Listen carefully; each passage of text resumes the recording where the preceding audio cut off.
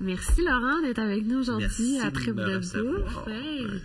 C'est ton premier podcast apparemment. Premier podcast. Mais tu t'es tout le temps invité dans des podcasts? J'ai tout le temps des podcasts au Québec que je me faisais inviter, mais quand Bob me DM, c'était un no-brainer.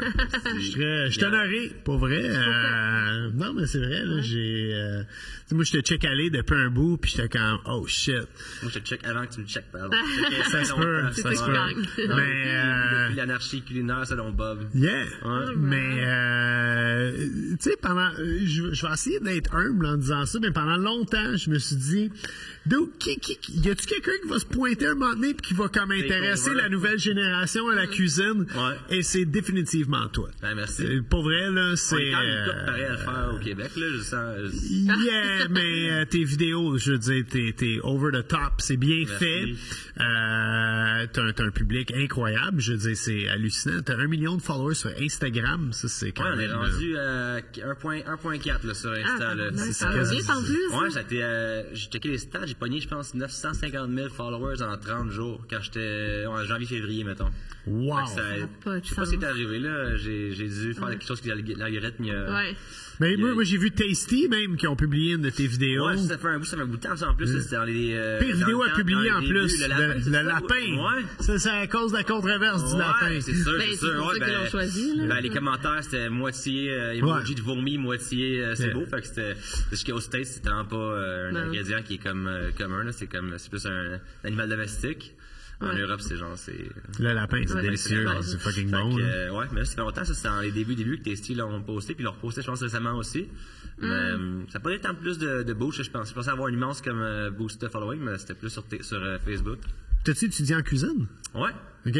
Ça fait 12 ans. Oui, mais c'était 34 ans. Ouais. Yeah. T'as l'air plus jeune. Ouais, c'est la cuisine garde jeune. La cuisine garde jeune, absolument. T'as étudié à l'ITHQ ou? Non, à Jacques Rousseau à Longueuil. Yeah. En fait, j'ai appris à Jacques Rousseau, puis à ITHQ, je pense, puis j'avais pas été pris. OK. Je sais plus pourquoi, puis c'était à côté de chez moi, en plus à Longueuil. Ils snooze des fois les THQ. C'est ça. Non, j'ai en skate à l'école, c'est encore mieux, finalement, c'était plus proche. Fait que, puis honnêtement, tous mes chums m'ont tout le temps dit en cuisine que peu importe ton cours, tu te fais où en bowling, tant que t'es la base, après ça, c'est vraiment les restaurants que tu vas prendre ton expérience. Absolument. Même si c'est peut-être plus de renommée les THQ, ça m'a jamais vraiment comme.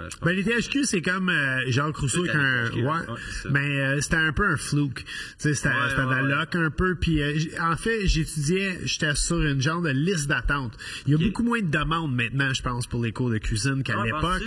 Puis à l'époque, moi, il m'avait dit à l'ITHQ qu'il acceptait, je pense, 64 personnes sur 600 demandes à peu près. Puis moi, j'étais sur une liste d'attente. J'allais à Calixa-la-Vallée. Et au bout de 4 jours, ils m'ont appelé puis ils ont dit tu venais faire le cours, il y a une place pour toi. Puis j'ai lâché Calixa-la-Vallée. Puis j'aurais probablement resté à Calixa-la-Vallée, c'est juste que c'était fucking loin de chez nous. Dans un cours de cuisine déjà commencé. Yeah. Puis comme quelques semaines deep ou... Non, 4 jours. J'étais encore on identifiait ce qu'il y avait dans nos coffres de cuisine. Puis non, je suis parti à l'ITHQ puis aucun regret là, c'était mais tu sais, je pense que c'est ça, je veux dire, il y a le service de placement, puis il y a plus d'équipements technologiques. J'étais là la semaine passée, puis ils sont rendus que la cuisine Hydro-Québec qui est toute à induction, puis c'est quand même impressionnant. Il y a du flair. Plus de subventions du gouvernement, c'est sûr, qu'à l'ITHQ qu'à Jacques Rousseau. Absolument, ça c'est certain. Tu dis quoi, dans les débuts, quand j'étais en cuisine, tout le monde disait, il y a des restaurants qui n'engagent pas le monde de THQ parce qu'ils sortent de là en faisant comme s'ils savaient tout en cuisine. Comme si c'était des fendants, les THQ qui pensaient tout connaître. Puis dans le fond, tu sais, je veux dire, les chefs dans les restaurants étaient comme, tu sais, on va peut-être te réapprendre de A à Z. Puis non, mon prof, il a dit que c'était le même. Puis. Non, il faut pas que tu aies cette attitude. Non, c'est ça, exact. Je disais. On va dit dans un restaurant, t'arrives, puis même si tu sais comment faire une recette, quelque chose, moi, je dis tout le temps. J'ai une technique pour le faire, mais je vais prendre la vôtre peut-être meilleure que la mienne. Juste le temps comme être ouvert à en apprendre, à pas savoir comme moi je connais tout c'est comme non, vas-y tout le temps humblement puis essaie d'être ouvert à apprendre des nouveaux trucs. Puis t'as travaillé dans beaucoup de restos ou? Je sais pas c'est quoi beaucoup mettons, mais j'ai fait. Quel resto quand j'étais à l'école, j'ai commencé que le classique petit bistrot français à Longueuil, ça s'appelait les copains gourmands. OK. Gourmands. C'était cool, c'était vraiment quand même basic, bistrot français, des classiques, mais après ça, j'ai fait un autre restaurant plus, le gastro français, c'était à Boucherville, ça s'appelait L'autre côté de la Soleil. La Soleil 2.0. C'était un beau restaurant qui était sur le bord du fleuve dans le temps, puis on déménagé dans un petit quartier plus industriel de Boucherville. Mais c'était un petit chef, il était petit en grandeur. un grand chef petit breton. Puis lui, il avait travaillé avec Bernard Loiseau dans le temps. Shit! Fait qu'il était vraiment comme le military status, la grosse brigade. Puis honnêtement, j'étais terrifié. Genre, chaque fois, j'avais travaillé la queue entre les jambes, puis c'était tout le temps le silence, l'atmosphère, comme vraiment comme pas cool, mais j'ai tellement beaucoup appris. En fait, j'ai plus fait de nettoyage, je pense, que de cuisine dans cette job-là. C'était vraiment, là, c'était tout le temps. Fait que tu tiennes droit, que ta station tout le temps propre, tout nettoyé au complet, puis cuisiner aussi un peu là-dedans, mais genre, c'était vraiment, je pense, là, j'ai vraiment comme compris l'importance de la discipline puis la rigueur en cuisine. Puis après ça, j'ai fait quoi donc? Je pense que je passais comme une couple de mois dans un restaurant dans Témiscamingue avec un chum, juste comme genre pour aider le restaurant, comme c'était comme un restaurant dans un genre de resort de camping de luxe, si tu veux, puis il y avait un restaurant, puis ça pognait pas tant que ça. Je suis allé faire un tour là-bas avec mon chum pour un peu donner un revamp au restaurant. Après ça, on venait à Montréal, j'ai fait le local dans le Vieux-Port, qui n'existait plus, le restaurant de Louis-François.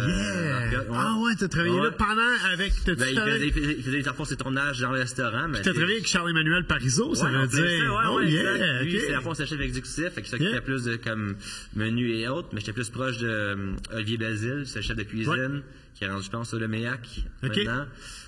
Après ça, j'ai fait le Ham Bar, qui était dans l'hôtel, le nom m'échappe, dans le Vieux-Port, proche de local, est-ce que l'hôtel? Bref, là. Avec, crime au Ham, là, je suis content, parce que c'est tout, tu sais, c'est un monde petit. Est-ce que Derby Renelic était là au Ham Bar quand t'étais là? Non, gérant, ça. Gérant, ouais. Il était-tu cool? Il était très cool. C'était notre gérant, Rachel. Non, mais c'était notre gérant, Rachel, pendant qu'on était là. Puis, je veux juste faire un parallèle pour te mettre dedans, mon amour. Charles-Emmanuel Parizeau, quand on a été manger au Chevreuil à Sherbrooke. C'est le chef du Chevreuil. Ah oui, qui a fait chef de bois. Exactement. Super cool, genre. Ouais, tu t'entendais bien avec? Ouais. J'allais à l'ITHQ avec. Il y a 21 ans. Comme élève en même temps que toi? Ouais, il y a 21 ans, 23 ans. Vous n'avez pas le même âge du tout, non? J'ai 46 ans. Lui, il a quoi, tu penses? Ouais, à peu près ça. Sorry, Charles, mais il a un peu plus vieux. Il doit avoir mon âge, là. Moi, j'étais comme. En plus, j'étais allé vieux, là. J'avais comme 22, 23 ans quand j'étais allé. Fait que c'était comme. Tu sais, il y avait beaucoup de monde plus jeune que moi. C'était intimidant parce qu'il y avait beaucoup de monde qui avait déjà été en France, travaillé, puis tout. Moi, je sortais d'un Giorgio, littéralement. Mais peut-être tu connais pas ça, Giorgio. Ben oui, je connais ça. Il y a bon pizza gâté chez Giorgio. Puis t'as visé les lumières. Ça marche encore? Non. Ça existe encore, mais ça marche pas. Non, ça marche plus comme ça. Non, c'est ça, exact. La lasagne gratinée, là, c'est un peu comme Pacini. Puis je sais aussi que tu t'es occupé des gens de tous les menus pour les gars, pas le bureau de poste, mais ici, l'entrepôt. Ouais, le groupe en fait, après l'Amber. Après ça, il y a eu aussi, j'ai fait local, Amber, retour au local, un petit bout de temps. Après ça, je suis parti dans l'Ouest canadien à Whistler. Wow! J'ai fait 3 ans là-bas. C'est un classique genre, il y a 6 mois à Whistler qui a fini par être 3 ans. Ouais. Puis là-bas, en fait, j'ai travaillé pendant 1 an et demi au Araxi. C'est un des meilleurs restaurants au BC. Qui est à Whistler. C'est là, dans longtemps que c'est là-bas. C'est vraiment comme super fine dining, le service avec... C'est comme le papillon, le cravate, le petit napkin sur le petit bras. C'est que c'était pas vraiment mon style dans ce sens-là, vu que c'était, moi je suis plus genre, on fait la bonne cuisine sans avoir le style pincé un peu, mais j'ai quand même beaucoup appris, c'était cool pareil, tu sais, puis c'était une belle brigade, c'était vraiment du monde avec qui je parle encore des fois aussi un peu, dans cette gang-là, dont un qui est rendu au Mousseau d'ailleurs maintenant, Johan.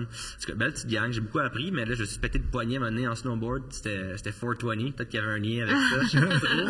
Je me suis explosé de poignet, j'ai encore du métal à grandeur là-dedans. Ah ouais, comme toi, c'est drôle. Ouais, c'est ça. Avant que toi en plus. En skate, carrément, c'est fou ça. L'élément déclencheur, vraiment pour moi, ça a été ça que j'ai comme été 5 mois sur le chômage après ça. Dans une des villes les plus chères à habiter au monde, c'était comme pas idéal. J'avais des chums qui étaient au warehouse, le même groupe que le bureau de poste, qui m'ont demandé si je voulais rentrer un jour, comme payer cash pour venir les aider. Parce que classique Whistler, tout le temps le staff, c'est un struggle, tu sais. Fait que j'ai dit oui. J'étais encore sur le chômage. S'il y a des gens qui écoutent sur le chômage, qui travaillent pour le bureau de chômage, il a tout rempli ses déclarations d'impôts. Tout est clair. C'est bon. Ils m'ont même pas payé finalement, c'était du bénévolat. Exactement. Fait que c'est ça. Puis là, finalement, ils m'ont offert d'être sous-chef comme le lendemain, je pense. OK. Ils ont fait, OK, ouais, c'est pas... Ils ont vu ce quoi la différence entre un cuisinier et un chef, là, tu sais. Fait que j'étais comme, ben là, OK, je passe de faire des fiches qui arrivent tous les jours frais, du foie gras de la ferme à Pemberton, à faire des nachos et des poutines. J'étais comme un peu un downgrade dans ma tête, mais c'était comme une position de sous-chef où j'allais faire plus des trucs de gestion, toucher aux horaires, inventaire, ainsi de suite. Fait que je me suis dit, bon, mais expérience de management qui va être le fun à avoir. Je suis comme convaincu en me disant ça. Fait que j'ai fait 6 mois comme sous-chef. T'as aimé ça, finalement? Oui et non. Ça a été... niveau cuisine, pas tant, mais ça a été comme vraiment des belles rencontres pareilles qui ont mené à d'autres choses par après. Ce moment, c'était le fun aussi, mais c'est juste que c'était comme... Les mecs du monde ne sont pas des chefs de profession, c'est des cuisiniers qui veulent payer leur bière au bar le soir, puis leur passe qui est très, très cher, leur loyer aussi de garde-robe, très cher à Whistler. Fait que, bref, c'était des personnes qui étaient vraiment comme motivées, sérieux ou presque. Fait que c'était tout le monde qui rentrait pas, qui arrivait en retard. C'était plus une garderie, je te dirais que... Je faisais un peu de cuisine, j'étais en mode carrément gestion, puis... Je trouve que c'est un point important quand tu arrives comme au poste de sous-chef ou chef. C'est là que ça devient poche parce que tu cuisines plus. Tu t'occupes justement des absences, de gérer les horaires, des vacances, tout ce que tu n'as pas le goût de faire dans la vie. Puis le niveau, surtout quand tu es dans une place qui est déjà établie, le niveau de création de menu devient quand même limité. C'est pas là que tu es le plus... moi, je dis souvent, ça fait 8 ans que je suis plus dans la cuisine, puis c'est dans les 8 dernières années que j'ai le plus appris en cuisine. Parce que c'est ma passion, fait que là, je m'intéresse, je cuisine chez nous, j'ouvre des livres, je check tes vidéos. Non, mais c'est vrai, là. Je suis d'accord avec toi, puis je suis pas d'accord parce qu'en même temps, le fait d'être tout le temps dans une cuisine, c'est comme, là, je trouve stimulant, faut une inspiration. On dirait que des fois, moi, mon bar, c'est que je check des vidéos sur YouTube, je check d'autres contenus, mais on dirait que de voir tant des nouveaux plats tous les jours passer, ça me gardait plus l'esprit stimulé en cuisine. C'est comme j'allais faire plus de recherches, j'allais checker plus de trucs sur Internet pour me tenir, ou que j'ouvre des livres. Mais on dirait que j'ai moins l'esprit comme stimulé à créer des nouveaux trucs. C'est là que moi je pense, tu le disais au début, il y a beaucoup de monde qui le font au Québec. Ça paraît que tu arrives avec un large éventail d'expériences. C'est là, moi je trouve que tes vidéos sont une coche au-dessus. Parce que moi je regarde tes vidéos, moi j'ai compris en tes vidéos, les techniques sont là. C'est très très bien fait, donc chapeau à toi et ton équipe. Vous êtes combien dans ton équipe, je pense à ça? 2. C'est pas pire de dire les 3. C'est bon, 3. Là, on est rendu 3 aussi, là, dans le fond. J'ai commencé la chaîne YouTube, d'ailleurs, 23, c'était mon gros focus, parce que, comme on sait au Canada, TikTok donne aucun fonds aux créateurs. Instagram, je disais, oui, comme tout l'argent des pubs, c'est le fun, mais c'est fun aussi d'avoir quelque chose de concret pour les vues. Fait que là, c'est le gros focus YouTube. Fait que là, on a un filmeur qui est vraiment comme... un vrai filmeur, là. C'est dans le fond ma blonde, celle qui fait des vidéos depuis le début avec le téléphone. Puis elle a un peu appris, I guess, sur le temps en même temps. Elle a vraiment, je pense, l'œil pareil pour filmer. Mais là, c'est vraiment comme 2 caméras, comme qui valent souvent le prix de mon char. Puis lui fait du montage aussi. Fait que là, c'est vraiment le fun de pouvoir aussi enfin parler, expliquer les trucs plus en détail. Pas que ça devient redondant de faire ma formule de tout le temps des vidéos de minutes, mais c'est juste que c'est tellement rapide que... Puis en fait, tellement, ça rendu maintenant, tous les 2 jours, je fais des pauses. Fait que c'est comme... c'est comme shopping, shooting, je fais le montage après, je pause, c'est comme ça va vraiment comme c'est vraiment rendu une routine. Donc là, faire un peu le petit curveball d'amener YouTube qui fait un peu différent, c'est fun aussi. Puis on est rendu 3 là, puis quelques helpers à gauche puis à droite, mais ouais, c'est ça. C'est drôle parce que tout le monde sur YouTube s'en va sur TikTok parce que là, ils se disent, OK, YouTube, ça sera plus en mode, genre... c'est tout le monde me dit des fois, genre, tout le monde est rendu en mode comme après une minute de checker de quoi, genre... c'est pas vrai, ça. Maintenant, il y a encore tellement de monde sur YouTube, puis YouTube, c'est immense, ça va pas nulle part, puis c'est du monde qui cherche des trucs différents, mais c'est vrai que oui, c'est facile de checker des vidéos d'une minute, puis scroll. Mais c'est pas le même contenu. Non, c'est ça, exact.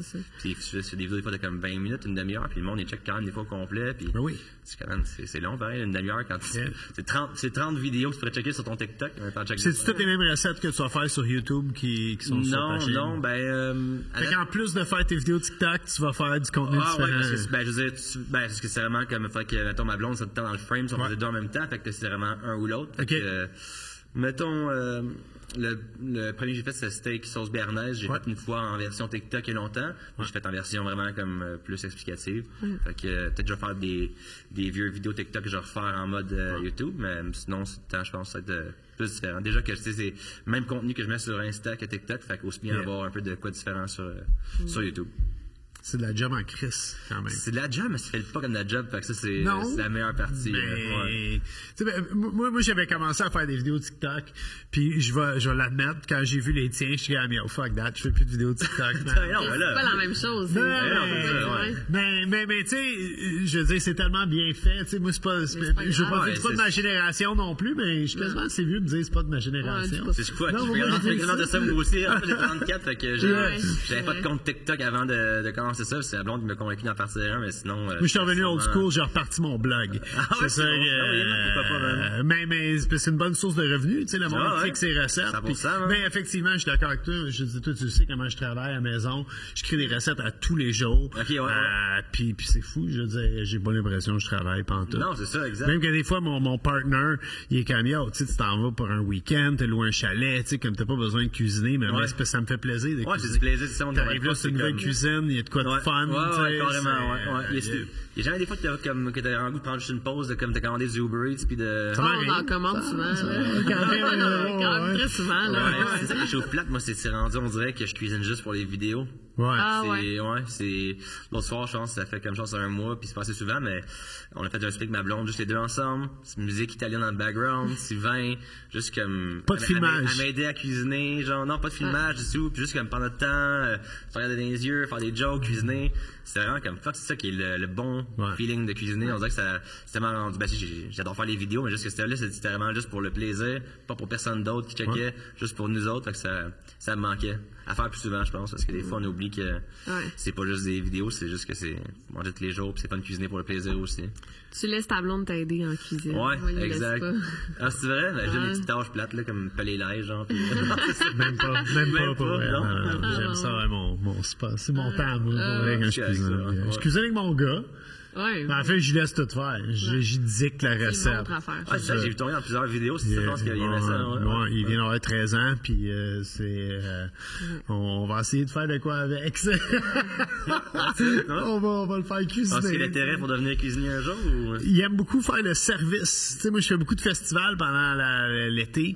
Puis, tu sais, je fais des démonstrations de cuisine, puis après, dégustation avec le public. Puis lui, il adore ça, servir le public. Puis il est bon. Tu sais, le monde, il parle, puis peut-être. Pas. Mais il est jeune, là, encore. Moi, à 13 ans, j'ai absolument aucune idée de ce que je voulais faire dans ma vie. Finalement, t'avais une idée. Même à 18 ans, je savais pas plus. Fait que, il y a le temps encore d'y penser. Comment t'as parti ton compte TikTok? Comme je disais, c'est pour ma blonde qui m'a dit... En fait, longue histoire courte, le projet de vidéo initial, c'était de cuisiner avec du cannabis. Ouais. C'est ça, toi aussi, t'as fait ça pendant un bout de temps, right? Ben, j'ai fait une vidéo. Deux vidéos. J'ai fait les biscuits aux potes qui est comme devenu légendaire. Puis après ça, j'ai tiré la sauce. J'avais fait des pot sickles au Bloody Caesar pour la journée du cannabis avec le Centre Compassion. OK, Boris Saint-Maurice, On a poussé ça. Ben, je pense que l'affaire qui est. Ben, toi, c'est souvent, ça fait quand même un petit bout de temps. C'était illégal à l'époque. Illégal, c'est ça. Moi, je me suis comme carrément dit, il y a de quoi faire, c'est légal ou c'est illégal. J'ai commencé les vidéos parce que c'est déjà quand même aussi un big thing à Californie puis aux States, tu sais. Mais, c'est des vidéos filmées aussi qu'un filmeur qui se pointait chez nous. C'était plus pour YouTube, long format, tout ça. Mais c'est plus comme des vibes vidéo, pas vraiment d'explication. Je parlais pas, parce que ça n'a pas tant pogné que je pensais. Puis en même temps, c'est juste qu'il y a plus de monde qui mange sans weed qu'avec weed. C'était vraiment un petit... c'est assez niché pareil, là, Fait que c'était, I guess, le premier chapitre dans le monde des vidéos. Puis à travers ça, je fais des fois des petits switches chez nous tranquilles avec mon téléphone en front cam. Juste en story, comme des étape par étape de mon souper. Vraiment, quand ça peut être genre 72 stories, genre, comme toi, en fait, c'est ça? Ouais, je le fais moins en story, mais quand j'en fais une recette du site web, je le fais. Ouais, c'est cool, pareil. Puis on aime ça voir les étapes. Puis j'avais plein de DM, on était plein de questions, t'es comme, wow, c'est cool. Puis, ça pogne au bout. Ouais, mais l'affaire, c'est qu'après 24 heures, c'était comme. Ça disparaît. Ou dans tes archives, dans tes, je sais pas c'est quoi les highlights. Ouais, c'est ça, exactement. Puis que j'ai jamais pogné. Ben, j'ai mis tout pareil. J'en ai plein, mais c'est rare que mon check. J'en ai plus, moi, d'highlights, j'enlevais ça de là, mais avec là, c'est comme, il y avait de l'intérêt pour ça, puis vraiment plus sur mes DM, dans mes DM de bouffe, de story, que sur le projet de potes, qu'il fallait quand même plus de temps, puis d'organisation. Mais j'ai dit, bon, OK, quoi faire avec ça? Sans plus. Puis j'étais rendu quand même aussi avec le groupe Warehouse de plus en plus. À fond, j'ai comme fait la cuisine là-bas à Whistler. Puis quand j'étais comme assez en fond. Pour revenir à l'histoire du warehouse, j'ai fait 6 mois comme sous-chef. Il y a aussi mon frère d'être chef. Pendant que j'ai fait ça, puis ça m'a vraiment juste turné off de cuisiner en général dans une cuisine. Pas de cuisiner tout court à la maison, juste de comme travailler dans une cuisine, c'était rendu terminé. Fait que j'ai commencé à faire un peu de bartending avec le groupe Warehouse. Puis là, je déménageais à Montréal, fait que j'ai demandé de me trouver une job avec le groupe ici. Il venait d'ouvrir Crescent dans ce temps-là, fait que j'ai commencé comme gérant de plancher là-bas. J'étais un peu comme en mode égaré, je fais quoi là? J'étais comme cuisinier, bartender, gérant, je me promenais un peu. Là, j'ai ouvert sur Saint-Laurent l'autre warehouse encore. Pendant 1 an et demi, j'ai fait ça. J'étais rendu dans l'équipe de gestion de l'Est. Je m'occupais d'Ottawa, Saint-Laurent, un peu Crescent. Puis c'était en plein COVID. C'était rendu, mettons, le 4e shutdown. Puis, parce que je suis un peu un retour en arrière, là, mais finalement, j'ai comme commencé les vidéos avec ma blonde pendant ce temps-là, pendant que j'étais encore au warehouse comme en position de gestion. Puis ça commençait à pogner un peu plus de hype. Puis 4e COVID, j'ai fait genre, you know what? Fuck this. J'ai juste fait genre, je suis tanné genre de comme l'idée que ça. Puis tout le monde a eu le même questionnement, genre, ok, je suis en restauration, c'est la première fois que je shut down, à quel point c'est genre important ou safe comme position, tu sais, ça arrive de quoi. Fait que, c'était pas genre, plus c'était vraiment une belle expérience de faire ça, mais ça n'a pas été jamais ma passion de genre gérer des appels de plomberie pété au warehouse à Ottawa, tu sais, fait que... Ah, mon Dieu! Ah, non, j'étais comme... Puis je suis le gars le moins manuel du monde, fait que... moi, c'était tout le temps ça, c'était comme parfait d'appeler le plombier, genre de pas me pointer moi le faire, parce que genre, j'ai aucune idée quand poser un cadre quasiment. Je le dis sans gêne, je suis vraiment pas manuel. C'est vrai que j'ai... Non plus. Je pense que ça va faire la cuisine, autant qu'on a l'air manuel en cuisine, on est vraiment pas bien. Quand j'en vois qu'ils sont, je suis comme, j'ai envie, genre de comment, il fait de la poterie, il fait de la construction, il fait de la cuisine, j'ai comme, ok, moi c'est... bon pour faire des meubles Ikea, puis je pense parce que c'est comme un modèle basé sur le livre de cuisine. C'est step by step, c'est ça. Suis vraiment mise en place au début, J'ai mes fils, c'est beau, Tes comptes tout, ça, t'es capable. Ça, je peux le faire. Ça va peut-être prendre du temps, là, capable. Exact. Fait que là, dans le fond, j'avais comme eu quelques contrats pendant ce temps-là, comme des petits sponsors avec, mettons, la moutarde de maille au début. C'était pas des gros montants, mettons, comparé à maintenant, mais c'était quand même, je me disais que un vidéo, je peux faire autant que la paye de un mois au warehouse. Fait que là, j'en avais comme 2-3 en ligne, je disais, you know what, je pense que c'est le temps de faire le move. Fait que j'ai tout droppé ça, puis c'était quand même, c'était une bonne job pareil. J'étais payé en 6 chiffres avec assurance, plein de dépenses, tout ça. C'était vraiment une belle job sur papier, mais j'étais pas tant heureux là-dedans. Fait que c'est quand même un gros risque, j'ai tout droppé ça, puis... T'es content d'avoir fait. Content de l'avoir fait, pareil, c'est ça, exactement. Fait que, puis là, ben, TikTok est parti à cause de justement ma blonde qui a dit, à la place de faire des vidéos en self-cam, je vais filmer. Puis j'étais comme, moi, c'est ça, genre, j'ai comme vu qu'il y a de quoi faire avec ça. C'est des petits montages, au début, ça commençait des petits montages sur l'application directement, Insta ou TikTok, c'était un peu un cauchemar à faire. Puis 2-3 vidéos qui sont comme parties en flèche. On s'est comme dit, bon, il y a de quoi de plus sérieux. Puis là, c'était vraiment assez quick comme évolution. Tu te rappelles-tu de ta première vidéo virale, genre, qu'il y a eu... Ben, la première virale, mettons, ben, c'est pas la plus grosse virale, mettons, la première virale qui me dit vraiment comme on a de quoi de solide quand même, je pense, entre les mains, c'était le gravlax de saumon. OK. C'est comme, j'avais posté le soir avant de me coucher, puis... simple, efficace, genre 5-6 ingrédients. Ouais, c'est ça, puis avec un bon flow, une bonne tonne, on était comme content avec la vidéo, on le poste, on se couche, quand même je me réveille, genre le fond, il est comme en train de genre exploser. Je suis comme, oh shit, ok, je check les vues, je pense que c'est comme 200 000 vues overnight. C'est fou. Mais j'avais comme pas de followers du tout. Je suis passé de 0 followers à comme, je pense que t'as donné genre 10 000 followers une shot pendant la nuit. Je fais genre, ok, ça c'est quand même cool. Puis là, c'est un peu comme une drogue, le feeling de comme avoir tous les commentaires, les likes qui rentrent. C'est comme, oh, tu check ça, t'es comme, ok, c'est fou, ça n'a pas vraiment du reach. Fait que, ça m'a donné le goût d'en faire de plus en plus de vidéos. Puis, c'était le premier, je pense, viral qui m'a comme fait, ok, on est de quoi là. On boit-tu du vin? Ouais. Blanc ou rouge, qu'est-ce que t'aimes? Blanc, je pense que c'est ça, place blanc. Pinot Grigio. Ouais, ça me va, ça. La dernière chose que j'avais eu,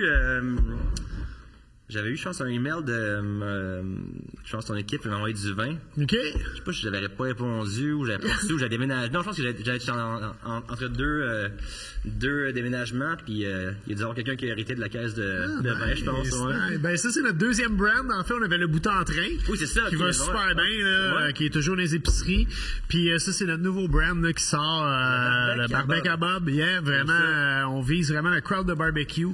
Fait qu'un Pinot Grigio avec tous tes légumes grillés, puis surtout le temps de préparation. Tu sais, quand tu set up ton barbecue, tu commences avec un petit blanc, puis après, tu sors le Cab Merlot avec tes grillades. Au soleil, là, tu manges pas ton petit. Mais tu vas partir avec le rouge, tu vas pouvoir m'en donner. Parfait, c'est vraiment cool.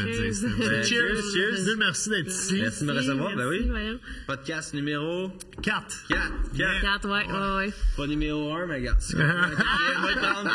On laisse pratiquer. En fait, on a eu un autre gars de bouffe très populaire. Notre premier, c'était Gurky.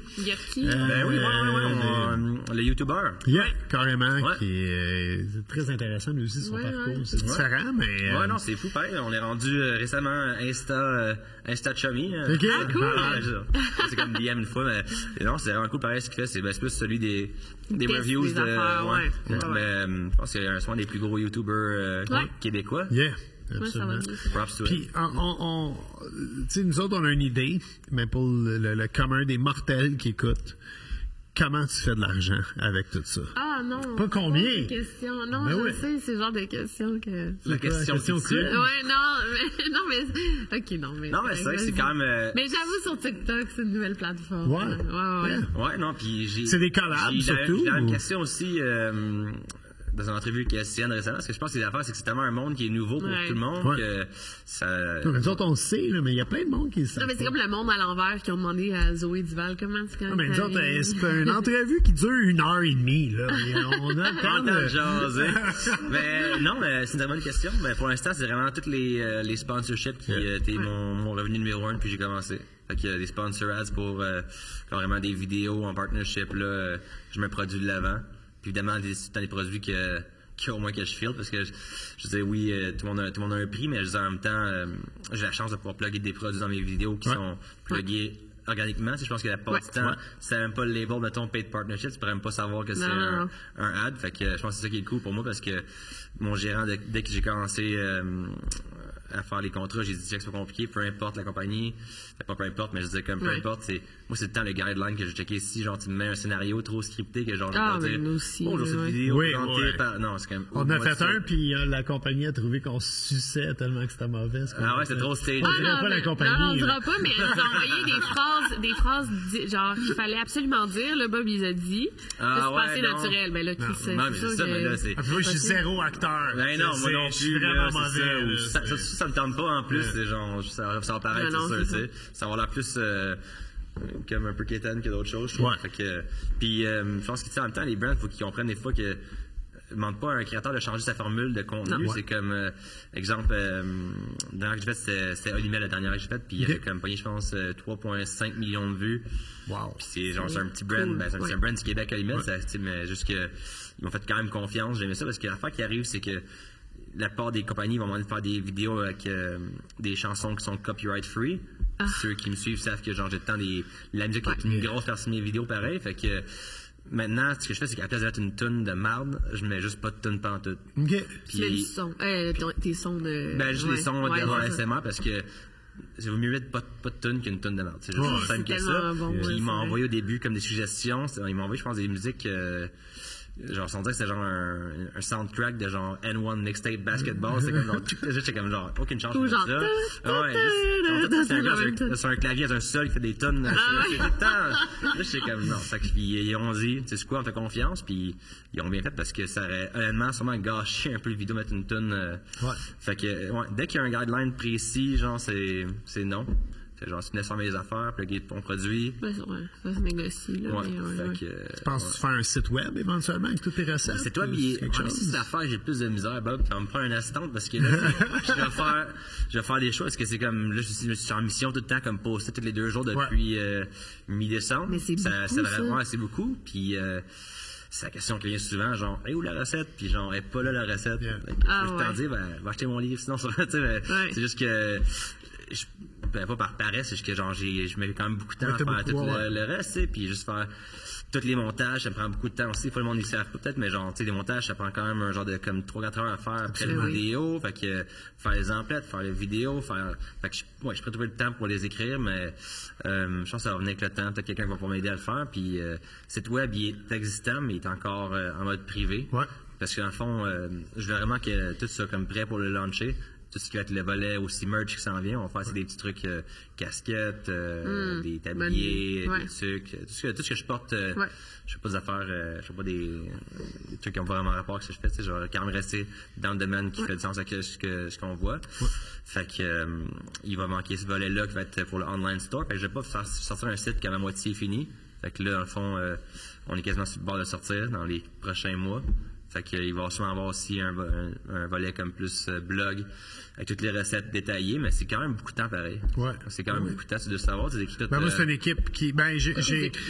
Moi, j'écris mes propres recettes. C'est tout moi qui. Je les écris à main, habituellement. Tu sais, j'ai comme un. As you go, comme tu j'écris tout, puis après ça. ton vidéo, on va dire avant, ou tu vas juste. En fond, c'est important, c'est que je vais comme carrément la filmer.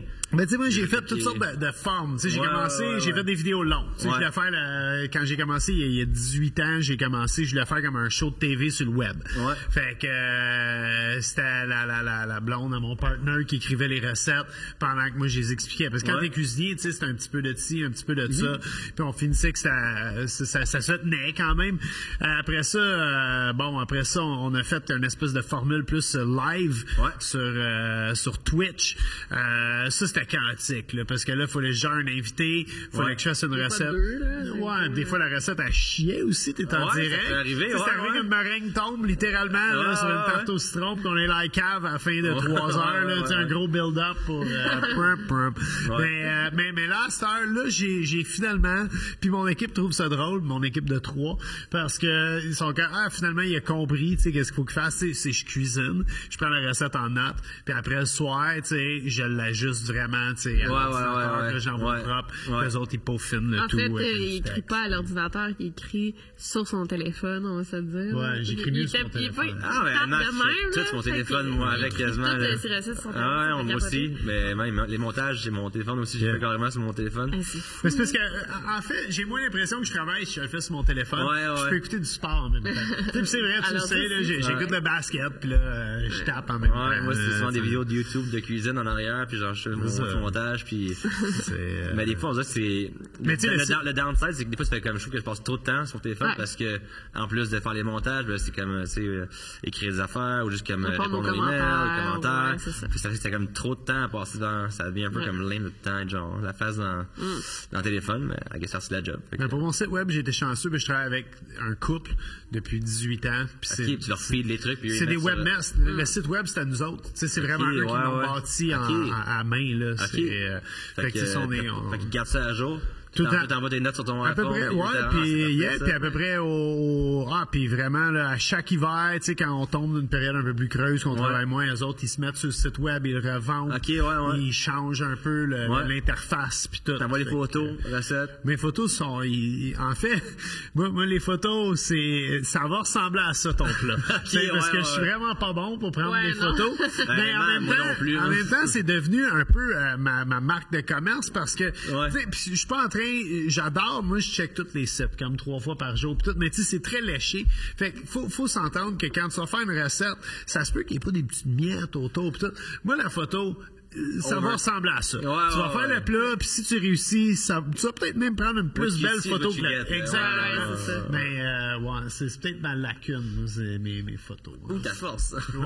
Qui sait. T'as-tu l'impression, genre, parce que sur YouTube, sur TikTok aussi, mais t'as des abonnés, puis tu sais, moi, je sais quand je vais publier une vidéo, genre, à peu près tant de vues. Je sais que cette vidéo-là va en avoir plus, je sais que... Mais sur TikTok, t'as pas l'impression que c'est vraiment un coup de dé. C'est tout le temps, c'est fatigant, on dirait que c'est tellement pas stable comme app, c'est comme... Parce que le monde ne regarde pas leurs abonnements, vraiment, ils regardent le For You page. Mais l'algorithme est tellement, genre, first of all, est tellement comme... Personne ne comprend l'algorithme. Mais c'est impossible. Top, là. Non, mais pas pour les créateurs, là. Quand tu consommes TikTok, c'est malade, là. Pour tout le monde, là. Genre, moi, c'est comme, tu sais, je disais autant que comme, je comprends pas le feed qui m'envoie sur mon For You page, puis je comprends pas non plus qu'est-ce qui va arriver quand je vais faire un post, c'est comme c'est temps à rouler de dés. Fait que, j'ai un peu des fois mixed feelings sur TikTok de ce temps-ci. On dirait que j'ai plus de plaisir sur Instagram que TikTok. C'est plus stable, c'est plus stable. C'est tes abonnés qui le voient, au moins tu sont recommandés, tu sais, dans les... c'est ça, dans ton Explore page, on dirait, mais c'est comme, genre, quand tu peux avoir, mettons, là, je suis rendu quasiment à 2 millions, j'ai 1.9 sur TikTok. C'est malade, ça. Des fois, j'ai des vidéos qui ont 50 000 vues, c'est comme, quand c'est fait qu'il y a juste ça de monde sur... Fait que... Fait que c'est ça. Mais moi aussi, c'est fait que c'est plus limité, comme tu peux pas mettre aucune drogue, ben aucun pot dans les vidéos. Fait que t'as des montages différents parce que. Ouais. Mais toi, tu filmes dans tes vidéos, on te voit souvent avec un joint. Ouais, c'est ça. Mais pas sur TikTok. Non. Fait que tu fais quoi?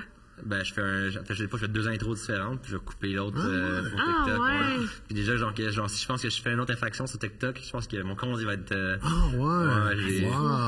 J'ai poussé ma loc, je pense. Ben, sans le savoir, c'est au début, je savais juste pas, puis j'ai pas pris le temps de lire le fucking guideline au complet quand j'ai pogné l'application. C'est tellement fucking long, là. J'ai vu ça. Je savais pas, je pense que c'est une vidéo qui avait comme un petit écrevisse qui avait un bat dans la pince. Je faisais genre. C'est bon. Puis, ça va passer.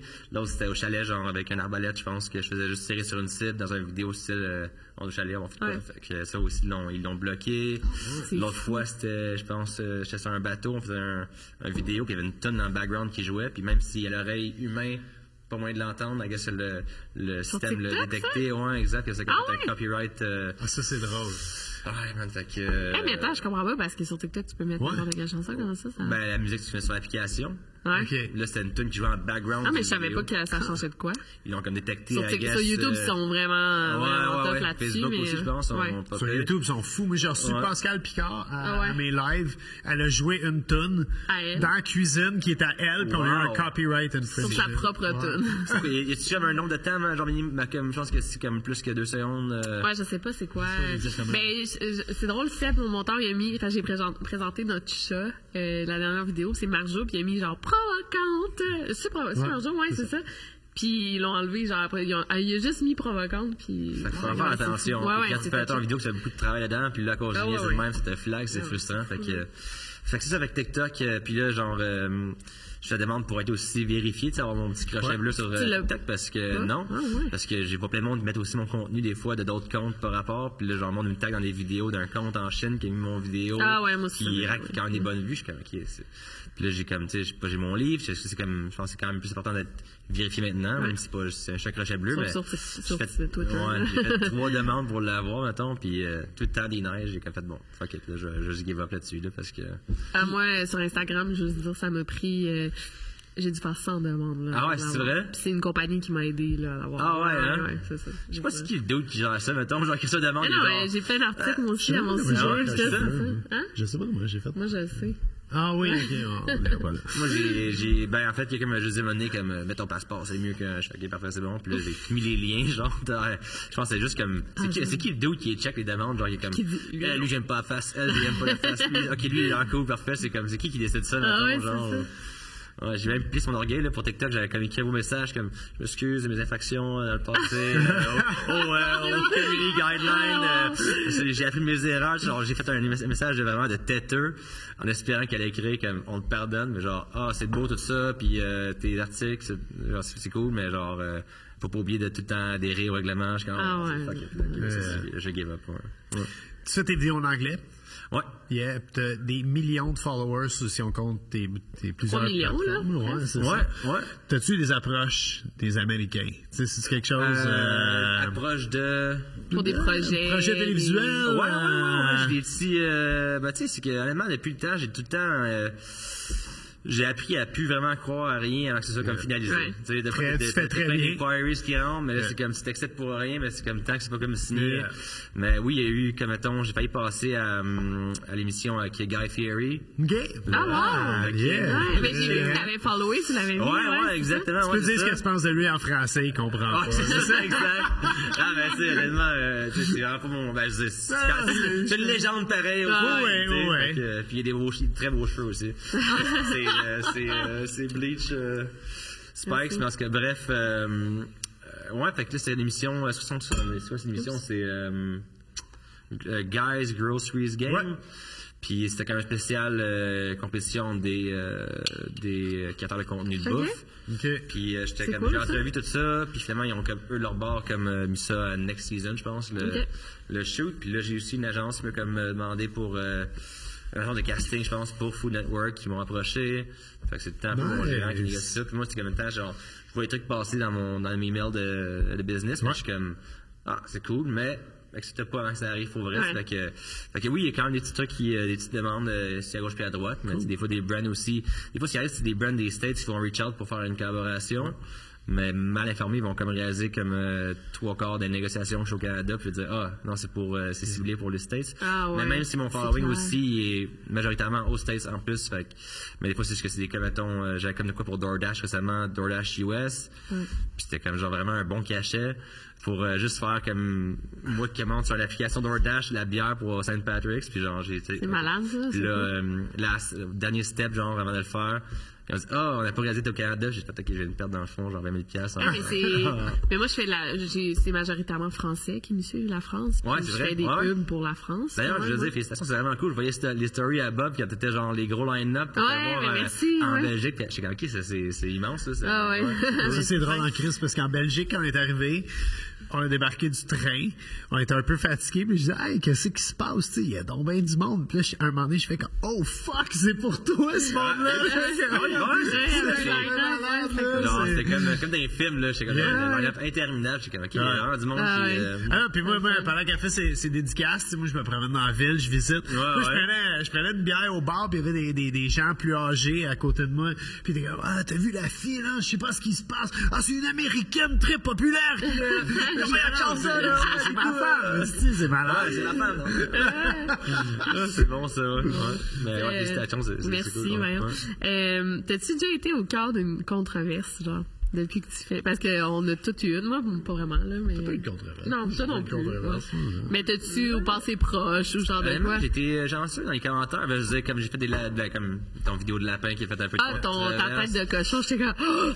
Oui, mais c'est pas si pire, non, c'est genre, tu sais, on dirait que ce qui est rendu d'autre, c'est que j'ai mon team qui me back dans les commentaires maintenant. Genre, c'est comme quand quelqu'un me fait un commentaire négatif, tout le monde va genre jump et je suis comme, OK, arrêtez là, genre, les bourrés. Puis même tes fans, ils font ça. Je sais pas si. Ouais, c'est ça, je pense. Les fans, carrément, ils vont me défendre, mais moi, l'affaire, c'est que je réponds pas vraiment beaucoup en général aux commentaires. Parce que first, c'est interminable. Non, t'as pas le Puis, je pense aussi, genre, que l'assistante ou l'assistant en question pourrait peut-être m'aider à faire ça dans ça. Je pense que c'est quand même bon de répondre aux fans. Puis, honnêtement, les DM, toutes les applications confondues ensemble, ça, c'est quasiment un full-time job de répondre à tout le monde. Même si quelqu'un travaille à temps plein, il ne sera pas capable. Non, c'est malade. J'essaie de faire un maximum, mais des fois, c'est juste que c'est too much. Mais les commentaires, c'est tout le temps. Non, en général, c'est quand même positif, les commentaires. Je suis surpris. Je pense que. Non, j'ai pas eu de. T'as jamais eu à supprimer une vidéo, genre, parce que ça a mal perçu. Non, parce qu'il y a peut-être pas assez de vues, puis j'étais comme, non, on a ça, c'est gênant, genre. Ouais, je comprends ça. Non. Des pauses que moi aussi, Jean-Louis, qui avait pas. Ouais, c'est ça, exact. En vieillissant, tu vis bien avec ça. Moi, des pauses qui pognent pas, puis je m'en fous. Ouais, c'est juste pas le contraste. Mettons sur TikTok de comme 2 millions, puis l'autre, c'est comme 10 000, t'es comme, ouais, non, ça, peut-être enlever, je sais pas trop. Peut-être la poster une autre fois plus tard, peut-être le réessayer, mais. Ouais, l'algorithme, ça va. Ouais, c'est ça, c'est pas un bon timing, ouais, c'est ça. Tout le monde t'en pose TikTok à ce moment-là, je sais pas trop. Bref, non, mais pas eu de vidéos que j'ai vraiment. Non. T'es chanceux. Ouais, mais en même temps, t'es pas trop controversé. Tu fais de la cuisine. La pieuvre sur la tête, mettons, c'est dans la vidéo en Grèce, je sais pas si tu l'avais déjà vu, la pieuvre sur la tête, fait que c'était comme. Les gens qui en riaient, d'autres qui étaient genre comme, c'est un disrespect, genre. C'est pas grave, là. Mais c'était pas assez pour me. J'ai même pas considéré l'enlever. C'était comme. Non, mais tu dis, il y a tout le temps quelqu'un qui va être offusqué par quelque chose. Je me suis quand même dit, même moi, genre, sûrement dans mes débuts en cuisine, j'aurais dit, genre, manque de respect pour la nourriture, mais oui, puis ça, c'était que c'est vrai, puis c'est pour que ça pogne un peu plus de traction, mais tant mieux, les mauvais commentaires, ça t'apporte. Ouais, puis la pieuvre, je l'ai respectée du mieux que je pouvais par la suite. J'ai mis sur la tête, puis ça, je l'ai cuisiné avec amour, fait que c'était pas comme si je l'avais genre. Jeté après. Ouais, c'est ça. Puis là, en plus, je la frappe sur une roche, mais ça est morte, mais juste que c'est une technique qui remonte vraiment comme pas longtemps. Tu sais, on mettons sur un bâton, mais. Méditerranée, il pogne la pieuvre. Elle est morte, anyway. Il a frappe sur une roche pour attendrir. Mais là, on était comme, il a frappé, genre, elle était déjà morte, la pieuvre. J'ai pas sacré une pieuvre morte, vivante sur la roche. C'est là qu'on voit que t'as une vraie background culinaire. Tu sais, moi, quand j'ai parti de la marche culinaire, le monde, il pensait que j'étais pour comme pitcher de la bouffe. Je sais pas ce que le monde s'attendait. Mais là, il disait tout le temps. Non, mais souvent, tu sais, dans des demandes de faire de shows de TV, on lui disait disait souvent, hey, on veut faire un show avec Bob le chef, on veut un show de trash. Mais il savait définir trash, puis il savait pas comment définir le mot. Puis moi, je voulais juste faire l'anarchie, c'était comme, ben, on ramène, on enlève le snobisme. On met du fun dans tout ça. Mais le respect de la bouffe, quand t'es cuisinier, c'est l'affaire la plus importante. Ben oui, ça va ça. Tu jettes rien, t'apprends justement de tes chefs, de tes pères, à tout récupérer, même les pédoncules de tomates, les queues d'oignons, je veux dire. Tout bon resto, tu travailles dedans, il y a une tablette pour les fonds. Tu sais, un chef qui va fouiller en poubelle, puis il va dire, genre, c'est comme t'acheter ça, genre, puis ça le savoir. Non. Puis chapeau, justement, de donner un espèce de respect à la cuisine. Puis moi, je veux dire, avant qu'on tombe dans le mode dégustation. Oui, moi, j'ai hâte. Mais le monde, il pose souvent les questions, où trouver tes recettes? Puis, écoute, moi, je suis allé me l'acheter, absolument. Mais la maison... D'ailleurs, même histoire que le vin, un peu, mais dans l'autre sens, dans ma liste que j'ai envoyée à l'édition de l'Homme pour les envois... On a peut-être envoyé le sien chez un autre Bob, je sais pas trop. C'est bien correct, c'est bien correct. Puis le pire, c'est que c'est la même maison d'édition que Victoria. Ouais, c'est vrai. J'aurais pu... Mais je voulais absolument encourager, pour vrai, toujours fin, donc disponible dans toutes les bonnes librairies. Oui, on va le faire. Oui. Super beau livre. Ouais, c'est super beau. Oui, c'est très, très beau. C'est notre livre c'est notre coffee table book. En ce moment, il est tout le temps sur la table. C'est un peu le critère on s'est dit, on veut faire un livre qui va être un coffee table book. En fait, le monde peut se le mettre comme en déco dans leur cuisine. Exactement. Ouais, fait que très content du... Sérieux, là, il est pas si cher, tu sais, mettons. Ça m'a surpris. 40$. Non, mais parce que mes livres sont 25, moi, puis il y a pas de belles images de même, tout. Fait que c'est vraiment pas si cher pour ce que c'est. Je sais pas en qui on price tant que ça, le livre. En fait, je pense que c'est à cause du nombre de pages. Non, mais c'est le nombre de pages. C'est la même équipe que tu travailles chez vous? Ben oui, c'est ça. En fait, ça a été... à fond, j'ai vraiment pris mon équipe qui était pas vraiment pour mes vidéos du tout. C'est vraiment comme un vieux chum de longue date, photographe, qui était aussi dans... Vous avez le même parcours? Moi, j'ai lu ta préface, puis je m'en voyais il y a 10 ans. Ah ouais, hein? C'est tout. Ils ont Non, c'est cool. Puis, je voulais quand même mettre aussi un peu d'histoire pareil dans le livre. Je sais pas, je sais genre juste des recettes que... je sais pas, je vais mettre un peu plus une tranche de vie. On a aussi des photos de moi là-dedans, je pense, quand je suis bébé, aussi enfant, photos de ma grand-mère à l'hôtel. Fait que c'était en plus, c'est ça, c'était une recette et aussi tranche de vie, mais c'est fun de pouvoir passer aussi avec des bons chums parce que, je veux dire, sans dire qu'ils sont de même pas une bonne équipe en place, juste que j'aimais mieux avoir le contrôle complet sur le livre. Fait que le photographe, c'était mon chum Renaud Robert. Charlotte Renrob. Le design du livre, tout c'était comme plus le layout, le font, tout ça, c'était mon autre très bon chum, Brian Finn. Les boys, mais fait que ça c'est fun. Puis même si ça n'a pas été facile, vu que je sais pas s'ils font ça souvent de comme laisser l'auteur choisir son équipe, mais vu qu'il n'y a pas le contrôle sur ce qui se passe. T'as beaucoup plus de fun, mais des fois chier, ça s'envoie beaucoup plus facilement quand tu travailles avec tes amis. Non, moi c'est avec l'édition de l'Homme que c'était problématique parce que il n'y avait pas de contrôle sur le livre. C'était avec mon équipe. Fait que là, c'était tout le temps des doutes et des doutes et des doutes, des emails. Sorry, l'édition de l'Homme, c'est vrai que c'était pas facile. Des emails destructeurs. Puis mes chums, ils ont fait le livre avec moi. Ils ont déjà des très bonnes carrières, autant photo qu'en design. Puis ils ont fait parce que c'était moi, c'est leur chum. Puis ils ont pris des cachets plus petits que d'habitude. Fait que là, quand il y avait des feedbacks d'édition de l'Homme, mettons, ils ont failli dropper le projet 2-3 fois. Là, genre, en fait, les éditions de l'Homme, c'est normal, il faut qu'ils gardent quand même. Là, c'est ça, exact. Mais là, une fois le livre fini, c'était comme... Wow, bravo le livre. Je sais oui, mais tu sais, puis on dit des fois c'est je vis aussi d'autres projets en même temps que je fais, puis c'est comme d'essayer des fois de convaincre des mondes un peu plus âgés qui ont peut-être pas la même vision de ce qu'on d'essayer de comme je sais pas, c'est juste que c'est comme mais inquiète pas, c'est ça, c'est normal. Le monde de l'édition, des fois c'est des générations différentes, puis c'est comment toi t'es ta technique, comment tu travailles, puis là tu clashes un peu avec quelqu'un, c'est normal. Non, c'est ça. Mais ça donne toujours un beau résultat. Ouais, c'est ça. Si ça vend bien, parce que ça fait pas longtemps que c'est sorti. J'allais une question pour toi de te demander, vu que t'es avec l'édition de l'Homme, même avec toi aussi, puis tu as des livres dans le passé, mais ça a l'air compliqué sans bon sens avoir des rapports de vente. Ça prend comme un an avant d'avoir les premiers. C'est pas normal, ça. Là. Non, c'est toujours de même. Au Québec. Je parle avec mon chum Woogie. Je sais pas ce que mon Woogie, c'est un Français qui vit en Belgique. J'ai fait des vidéos avec lui au Québec récemment. Je sais pas si ça, mettons, au chalet avec les gros tas de vin, l'agneau, tout ça. Lui, Woogies, il a fait un livre aussi qui vend partout en Belgique et en France, puis il y a des rapports de vente à toutes les semaines. Ça doit être au Québec. Ils ont parti un reprint. Tu sais plus combien tu vends? Non, mais non, parce que c'est les éditions de l'Homme France. Je sais pas si ça a rapport avec le fait que les éditions de l'Homme, au Québec, les livres sont consignés. Par exemple, comme là, ils passent les livres à Archambault, Renaud-Bré. S'ils ne vendent pas, ils peuvent les ramener. Fait que je pense qu'avant que tous les magasins aient ramené leurs livres et qu'ils n'ont pas vendu, tu n'as aucune idée de t'as vendu qu'on livre. Ce qui est un peu frustrant. Puis là, ce qui arrive, c'est que le livre, il est sold out sur Amazon, il est sold out sur Cube, il est sold out sur plein de plateformes. C'est bon, mais en même temps, j'aimerais ça qu'on puisse le vendre. Ouais, c'est ça. Mais ça a l'air d'être genre. J'ai fait 2 Renaud-Bré avant de le trouver. C'est ça, mais. mais moi aussi, moi, je vends bien. Puis. Là, ça va, je parle dans le dos des sons de l'homme, je m'excuse. Je suis juste poche que genre, il doit attendre. D'avoir tous les retours pour prendre une décision sur un chèque, c'est quand même un gros mot pareil faire un reprint. C'est comme c'est des ventes perdues pareil de ne pas l'avoir nulle part disponible, tu sais. Puis en tout cas, on écrit des emails. C'est un super bon point. Non, mais c'est ça, toutes les maisons d'édition, puis même moi je vends quand même beaucoup de livres. Puis il y a du monde qui font plusieurs librairies avant de m'avoir. C'est comme, mais c'est parce que je pense parce qu'on est... reprint? Oui, j'en ai eu. Des c'est comme même minimum que je sais pas, c'est comme 8 000 pour tout le monde. Je sais pas c'est combien par exemple. La first run de print. Mais ça, c'est quelque chose de 8 ou 10 000. Tout est rendu un peu plus que tu fais de livres, plus que ça monte. Peut-être. Je vais aller que minimum descend, monte, je sais plus de livres, qu'est-ce que c'est ça. Puis c'est ça. Fait que, pas d'idée, c'est quand le reprint, dans le fond. Mais le monde, ils vont lâcher pareil, là. Tu sais, inquiète pas, là. C'est drôle que tu dis ça. Moi, j'étais avec les éditions La Presse à l'époque. Et j'ai fait ça avec Daniel Mathieu, qui est un photographe de skateboard. Et mon partenaire Alexis Bro, qui est un ancien skater, qui avait le island.org. C'est le même qu'on a parti, Bob le chef, d'ailleurs. Puis... c'est fou, nous autres, on a fait le livre 3 gars ensemble et ça nous a pris 6 semaines, le premier livre à faire. Et il y a absolument personne qui nous a jamais appelé ou envoyé.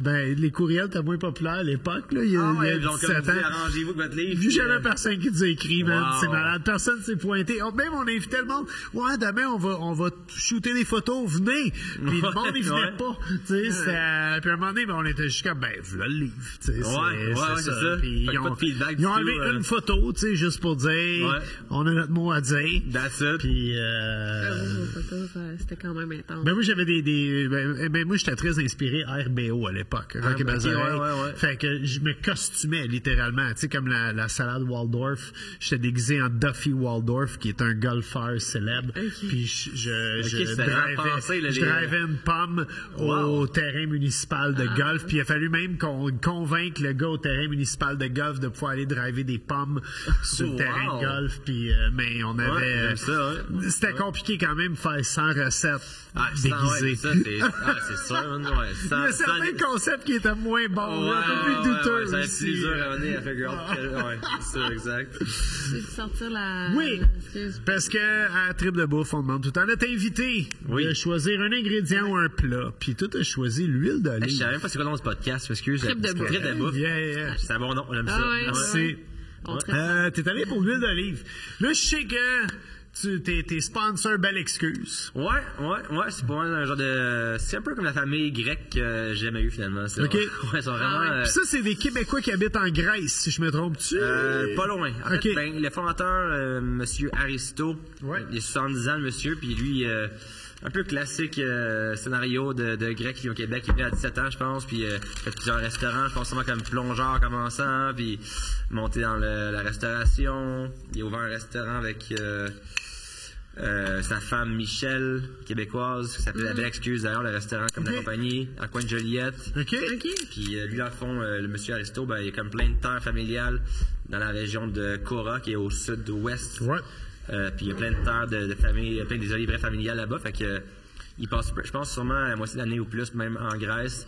Il va tout le temps acheter des nouvelles terres. Il a ouvert sa propre presse, il a sa propre, son propre storage. Parce qu'il y a pas du monde, ils vont tout le temps faire ça dans les coops là-bas. Il peut avoir le contrôle sur toutes les étapes de A à Z de la production. C'est vraiment ça qu'il fait comme lui-même. Fait que, il vraiment, je te dis, il a 70 ans, puis il est craqué, genre sans bon sens. Ses mains, c'est genre... C'est des mains d'ours. Non, avec ses mains de monsieur, puis il aime vraiment ça. Je suis connaissé. Tu peux parler d'olive pendant genre 8 heures, puis il va même pas être tanné. Fait que c'est fun pour ça. Puis moi, pour avoir goûté à l'huile, la belle excuse, c'est une très belle qualité. Surtout pour le prix.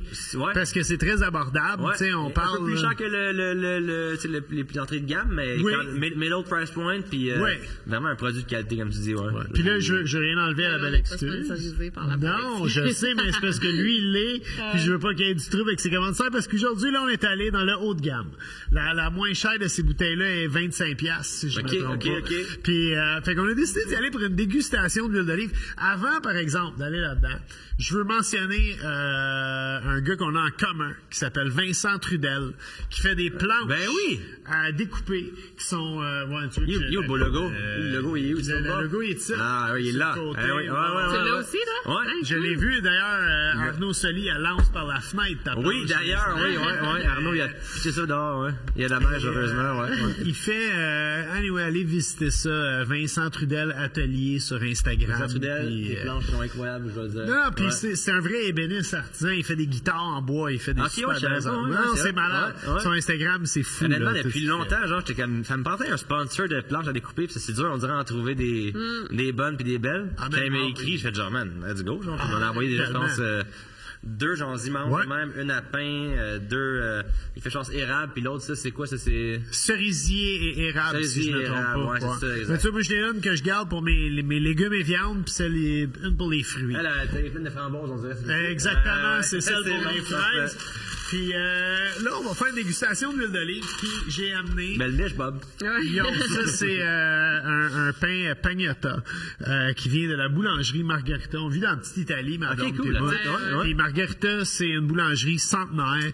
Il est sur Saint-Laurent? Non, il est sur Clark, au coin de Beaubien.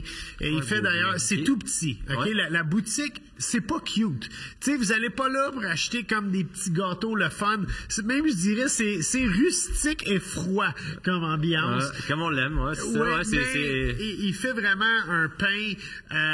Il dessert beaucoup de restaurants, d'hôtels au travers de la ville. Chez Milano, ils tiennent ses produits. Et ce pain miche. C'est, selon moi, il est cuit ce pain dans un four qui a 118 ans.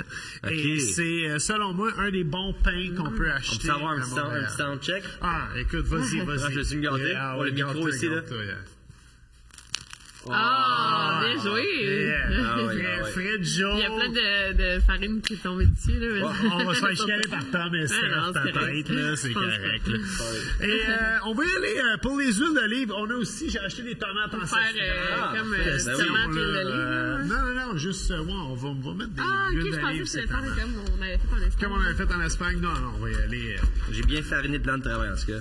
Check-moi ça, ce pain-là. Ça, c'est wow, ok, non, c'est... Ouais.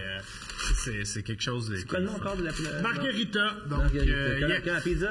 Oui, exactement. Ils font de la pizza aux tomates. Ils font de la pizza aux tomates, tu sais, la bonne vieille pizza, là, avec juste des tomates dessus. Ouais. C'est le best fucking thing. Ok, pas de fromage, la OG. Juste croûte tomate. D'ailleurs, un pain comme ça, avec t'as vu la pizza aux tomates qu'on a amenée, qui est à peu près grosse comme la planche, ça a coûté 9,85. Tu sais, c'est les prix sont dans le temps. Ouais, c'est bon, ça, ouais. Ça, on aime ça, par exemple. Les prix qui bougent pas de même, là. Non, c'est figé dans le temps, pour vrai. Puis le gars qui a ça, en fait, moi, je l'ai rencontré quand j'étais chef au Misto. Et c'est un gars qui travaille. C'est à lui la boulangerie. Ça vient de sa famille. Je pense que c'est la 3e génération là, qui a la boulangerie. Et écoute, le gars, il travaille. Il est fermé le dimanche. Puis moi, je dirais qu'il travaille à peu près 16 heures par jour. Fait que là, c'est à peu près 96 heures par semaine. Il fait tout. Il fait le pain. Il fait la comptabilité. Puis il livre. Oh, pas des jokes. Il livrait au Misto. Il est un petit peu plus âgé que moi. Il doit avoir 52, 53 ans, je dirais. Et il est encore plein gaz. Il commence à être tanné, mais... Alright, fait que chaleur en ordre de prix, on a comme ça, si je me trompe pas, ça vient de l'Espagne, notre première huile, la Garcia de la Cruz. Je veux que... Ça sonne exotique, j'aime ça. Ça sonne sensuel. Déjà, Oh, déjà, la couleur, c'est beau. Ouais. Ça, c'est nice. Moi, j'aime ça. Mais là, nos J'ai gens comme à la peur maison, de ils n'importe voient quoi pas. parce que si Aristo check, il va dire comme j'ai bien appris ça, mettons, c'est lui, c'est le. Oui, je veux pas que tu compares à la belle excuse. Non. Je pense qu'on aurait fait une belle plug. On a dit que c'était une très belle huile. Non, mais alors ça, j'aurais pu genre utiliser mes skills qui m'a appris de. Faut que ça en vienne. C'est tellement comme. C'est tellement subtil, tu sais, genre j'adore ça comme. En goûter des nouvelles, mais on dirait que c'est comme tant dur de savoir comme qu'est-ce qui est quoi. Mais je pense que la base, j'ai compris, c'est que t'en as des plus végétales, t'en as des plus amères, t'en as des plus poivrées. Ça, je sais pas comment ouvrir ça. Un couteau? Ça, comment ouvrir ça? J'aime ça. C'est qui fait ces bouteilles de même, hein? C'est bien compliqué. Moi, je te passe. Je suis comme quand je suis avec mes problèmes, man. Attends, il est sous. OK, on l'a, malade. Et voilà. OK, déjà, on a des couleurs très... tellement l'huile très semblables. Hein? Elle est plus sport un peu à date, on dirait. Il y a la deuxième que tu viens de verser, c'est la Duernas, aussi de l'Espagne. On l'écrira dans... on va l'écrire dans la description.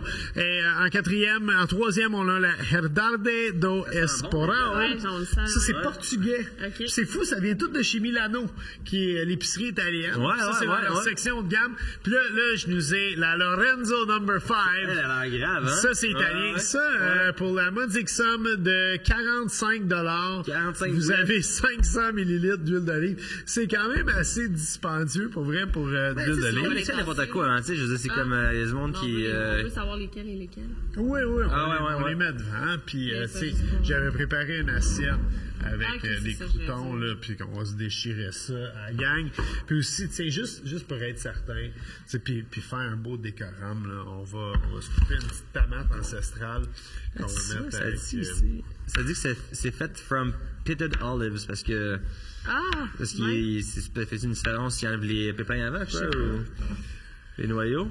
Ça, je suis pas certain. On va demander à Aristo, si tu me diras, Aristo, dans les commentaires. Parce qu'ici, ça le dit pas, là. Non, c'est ça. Peut-être qu'il y a moins le côté végétal envers les noyaux, ou l'amertume, peut-être. Puis là, je sais pas trop, hein. Je suis pas certain, pour vrai, là. On n'est pas des experts, finalement. Hein. Mais, on n'est pas des sommeliers en huile d'olive. C'est ça le bon temps. En fait, c'est très drôle. Écoute, la seule fois que je suis allé d'une dégustation d'huile d'olive de ma vie, c'était au Ritz-Carlton avec l'ITHQ et on parle d'une vingtaine d'années de ça. OK. Et c'était une dégustation à l'aveugle où tu votais. C'était la Bertolli qui a gagné. Non. Celle qui est dans la vieille bouteille en plastique. C'est bien drôle, ça. Mais mon prof, à l'époque, m'avait bien expliqué ça. Il avait dit, tu sais, une compagnie comme ça qui fait, tu sais, mettons, 250 000 bouteilles d'huile d'olive par mois, il faut tout le temps qu'elle goûte pareil. Fait qu'ils ont vraiment une espèce de... Ils ont probablement des contrôles de qualité plus rigoureux que beaucoup de compagnies. Ouais, c'est ça. Mais en même temps, ça dépend qu'est-ce que tu cherches. Fait qu'on va commencer avec la moins chère, là, l'huile C'est quoi les prix respectifs des bouteilles? On a 24, 26, 28 et 45 $. C'est à peu près tous les mêmes prix, là.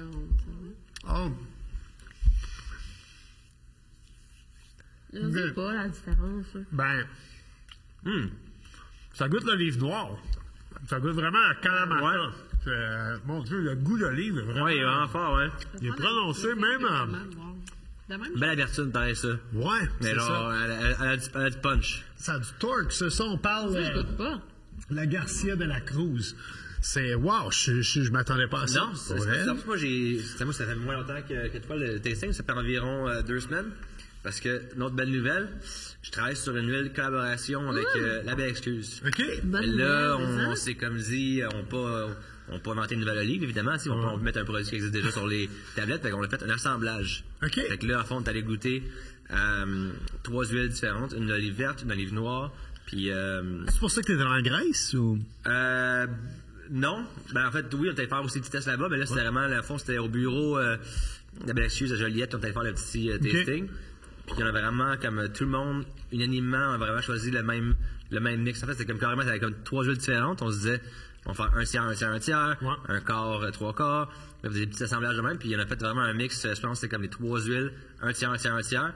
Puis t'avais vraiment une plus poivrée, une plus végétale, une plus amère. Puis le mélange des 3 ensemble, c'était vraiment comme... C'était parfait. T'as le petit début qui est... Ouais, fait que... Je suis pas un expert, mais j'en ai quand même goûté une coupe pareille. Tu t'en sors très, très bien, moi, je trouve. Est-ce que tu goûtes ça toujours avec du pain, comme ça? Là, c'était à la cuillère. Okay. Par chance, j'avais une bonne soirée cette soirée-là en vue, fait que j'avais fait un petit fond protecteur de livre. Mais... Les concours de calage, ils te disent de boire un shot. Non, il va avec la Duermas. C'est ça qui est écrit, tu penses, sur la bouteille? C'est comme écrit en lettres attachées, je n'étais pas sûr. Ça aussi qui est espagnol. Non, moins prononcé que la première, je trouve. La première, c'était vraiment les olives noires. Plus poivré, peut-être? Non. Ouais, ben non, c'est plus le petit végétal, on dirait, je pense. C'est pas poivré. C'est correct. Non, il n'y a pas. Ça, là. Non, il n'y a pas de mauvaise réponse. Il n'y a pas de mauvaise réponse là-dedans. Tu goûtes qu'est-ce que tu goûtes. Non, pas la différence. Moi, je vais dans des tastings de vin, puis tu le sais, là. Il y a du monde qui goûte la vanille, il y a du monde qui goûte des cerises, il y a du monde. Mais je t'avais dit, une fois, je suis allée dans un vignoble, j'avais dit, mais ça goûte la banane. Puis la fille avait ri de moi. Mais ça se peut, les vins qui goûtent la banane. Absolument. T'aurais dû rire de elle à la place. Ouais, mais là, j'ai super appris que ça existait. Mais ça, on dit tout le temps, les sommeliers sont snobs, mais les fabricants de vin ne le sont pas. Ouais, c'est vrai, ça. Victoria et moi, on est allés dans le sud de la France cet été.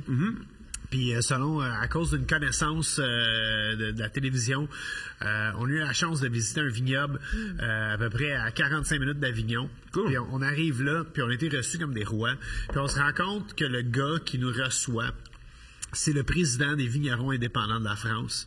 Okay, fait que tu t'attendrais que c'est le gars le plus snob au monde. Pincé. Il a les ongles sales, il travaille dans ses terres et on boit du vin blanc avec des glaçons dedans. Et il n'y a aucun snobisme dans quoi que ce soit qu'on fait. C'est quoi, on a découvert, excuse, le rosé avec plein de glaçons, c'est du vin piscine. Du vin piscine, yeah, ouais. C'est du vin piscine? Ouais, rosé piscine. Le rosé piscine. Ouais, c'est ça. C'est le monde qui l'appelle, quoi, c'est juste ça. Il y a plein de glaçons dans le rosé. Puis aucun snobisme. C'était une Christie de belle expérience d'ailleurs. C'est que les sommeliers ont souvent plus le vibe un peu plus. Ouais. C'est ce qui est correct, c'est correct. Le troisième vient de la Portugal. Le Portugal, un peu. Le Herade do Esporal. Portugal récemment, eux autres? On s'est mariés au Portugal. J'ai vu des stories, puis je vu qu'il y avait qu'il y avait eu des petits pépins dans votre voyage. Je me suis dit que ça a été une petite aventure.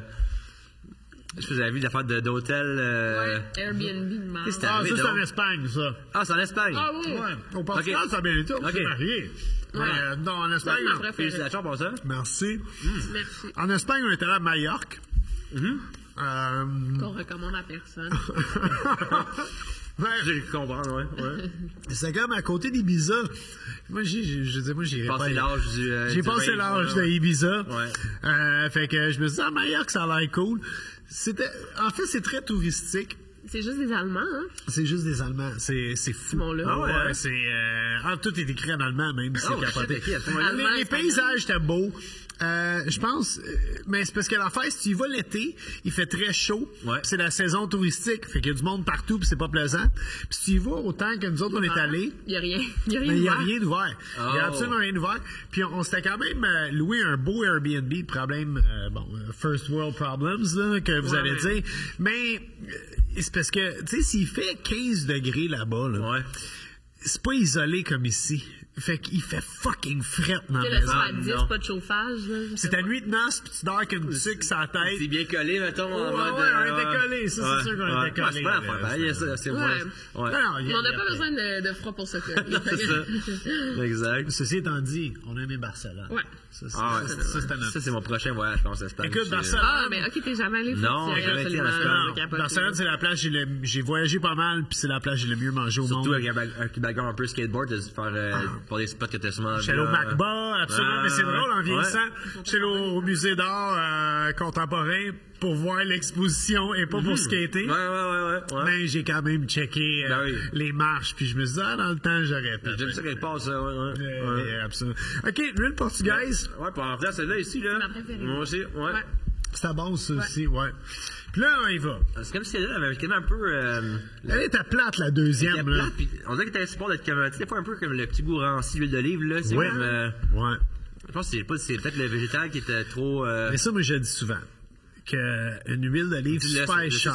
Dis-le, s'il te plaît, parce que les paiements ne le savent pas. Non, une huile d'olive super chère, c'est pas tout le monde qui achète ça.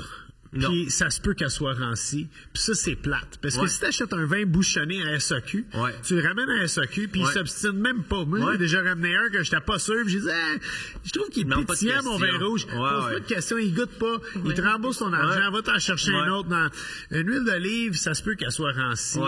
Puis il n'y a pas de remboursement là-dessus. D'ailleurs, j'ai hâte de goûter à notre dernière. Parce que la Lorenzo à 45$, j'ai pris la dernière en arrière du lot, pas la première en avant. J'ai appris de ma mère pour faire l'épicerie, tu prends jamais la première en avant. La plus fraîche. Puis pour appuyer ton point aussi encore plus, l'erreur que les gens vont faire avec des bouteilles d'huile d'olive dispendieuses de luxe, ils vont faire comme si c'était un vin, ils vont en prendre en finition seulement, ce qui est correct aussi, mais ils vont tellement la garder précieusement parce que c'est genre l'achat, elle va être rancie. Mon père, il a juste avoir un cadeau comme des dizaines de belles bouteilles d'olive, puis il les garde à la place des passées. C'est comme utilise-les. C'est pas du vin, ça devient la plus fraîche elle l'est, la meilleure elle l'est. C'est vraiment un one-way thing. C'est pas genre, elle va être meilleure dans comme 20 ans, c'est comme, elle est bonne maintenant. Puis ça devrait juste inciter à manger plus de salade puis de légumes crus. En tout cas, les calories, j'en reviens pas, moi. Quoi? C'est une cuillère à soupe, c'est 130, genre. Mais honnêtement, c'est aussi, on affaire aussi à démystifier, c'est que c'est vraiment un des meilleurs corps gras que tu peux avoir comme c'est vrai, par exemple. C'est antioxydant, c'est plein de bénéfices pour le peuple qui vit le plus longtemps au monde, c'est les Méditerranéens, puis leur diète c'est mainly l'huile d'olive, puis ils en mettent dans tout parce que c'est vraiment c'est aussi dans le nord le gros beurre. Ça bloque sans mon sang les artères, c'est le cholestérol. Mais l'huile d'olive, c'était vraiment... foie gras. Le foie gras, c'était détruit. C'est vraiment un bon corps gras. T'as raison. T'as-tu été en France? Oui, plusieurs fois, Puis moi, j'étais en Grèce. J'étais allé Portugal, qui est très méditerranéen aussi, l'Espagne aussi. Puis écoute, moi, j'ai étudié, comme toi, la cuisine. Puis, je veux dire, les bases, c'est toute la cuisine française. Mais en France, à moins que tu manges vraiment bien en France, comme dans quelque chose qui coûte vraiment cher, je trouve que tu manges pas si bien que ça. Je sais où ça va. Ben, je pense que c'est juste que le street food accessible, il est comme en France. Le monde, il mange pas tant bien qu'on pense. Genre, ils mangent. Les déjeuners sont tous mauvais. Honnêtement, mais tu sais, je pense que tu as aussi le même background comme tu dis de la cuisine française. Puis j'adore mes classiques, tu sais, genre, mais tu sais, t'as un steak avec une sauce béarnaise, genre ça, c'est comme j'adore ça. Ou juste tout ce qui est des classiques français bien faits, je trippe. Mais oui, le genre de la bouffe comme. Plus, I guess, entrée de gamme, où il manque, tu sais, nous, on a du street food, c'est comme des hot dogs, puis des poutines, ça c'est le fun, mais là-bas, c'est comme, c'est pas, il manque d'options en bordel, je trouve, qui sont le fun. Oui, parce que, tu sais, à Montréal, là, Pacini, c'est pas de la grosse bouffe. Mais quand j'amène ma mère de 82 ans chez Pacini, il y a quelque chose quand même de réconfortant. Le bar à pain, carrément. Mais là-bas, t'as pas ça. En même temps, tu sais, je veux dire, on est allé, on n'est pas toutes faites, là. Non, mais on a mangé dans les brasseries françaises, tu sais, l'os de moelle, les cannelles de brochet, tu sais, qui étaient débiles. Tu sais, qui est tellement bien fait. Puis si tu vas dans un on a eu la chance d'aller à une étoilée Michelin qui était complètement out of this world. Mais c'est ça, je trouve, tu sais, si tu vas justement, je veux dire, à Barcelone, on mangeait à des places. Il y a une place, là, ça nous a coûté 35 €. On a une bouteille de vin. On a mangé à peu près 9 assiettes différentes. Je suis sorti de le sous. Puis je pense que j'avais jamais aussi bien mangé de ma vie. Il y avait de la pieuvre là-dedans. Il y avait un ragoût de tripes de bœuf qui était... Elle a pas aimé le ragoût de tripes de bœuf. Non, moi, j'avais des frissons. Moi, j'adore les avons aussi. Non, c'était irréel.